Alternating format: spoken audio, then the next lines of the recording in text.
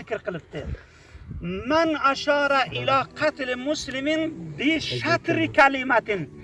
Bir kalimani yarmini pura aytgani yo'q, falonni qatliga mashvara bergan, pura mashvara bergan yo'q. Balki bir juz o'qitul arabiga o'ldir degani bo'ladi.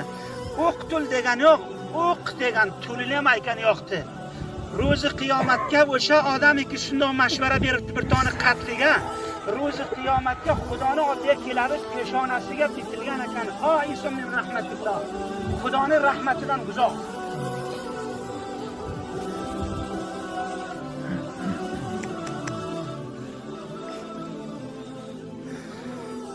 Azizlar,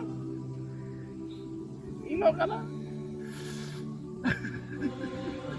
Vaidi Alloh saxt. Jazoy Alloh saxt. Bu Allohdir.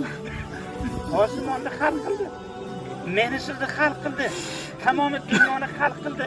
Bu Allohning intiqomidir. Bu zamin Allohdan. Zaminning yuziga bir odam fasod qiladi. Alloh da uni kontroliga oladi. Ro'zi qiyomatda u jazoyi sangin bariga beradi. Meni xohish maymonidir risafil ulamo yo bir risafil bir qavm.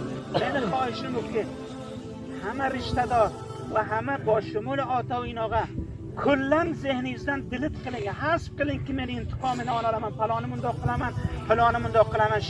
Shaytonni vaqti ishlayotgan vaqtida shu vaqtga. Shaytonni qizigan kunlarga shayton insonni qizitib ishlaydi o'zingizga. Ko'p mutavajjih bo'ling. Allohdir. Men, siz avvalin, oxirin hammamiz huzuri Allohga borib to'xtaganda o'rga kim keta oladi Xudoning domidan? Bu dunyo ekan, borasiz chalitirib qilib bir ton oldidan bir yolg'on yashiq aytib o'tayotgandir. Xudoning oldidan o'tib ketolmaydi. Jinoyatkor ham o'sha yerga boradi, qotil ham bo'ladi va maqtulam. Rasuli muazzam Islom sallallohu alayhi va sallam bir hadisiga muborak aytibdi, huzuri Allohga maqtuli shahid sheridan debdi qon oqib Xudoning oldiga boradi, qotil ham yan boshiga to'xtagan. Aytadi, ey Alloh,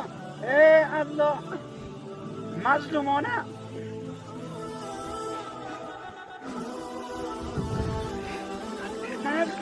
meni shahodat dunyoga o'ldirdilar. Shu qotildan so'ra, nima uchun meni o'ldirdi? Meni nima jurmim bor edi deb shu shaklga qoni oqilgan Xudoning huzuriga boradi. Boshqa hokimdir, hokim. U hokimi muqtadir va hokimi pur qudrat va hokimi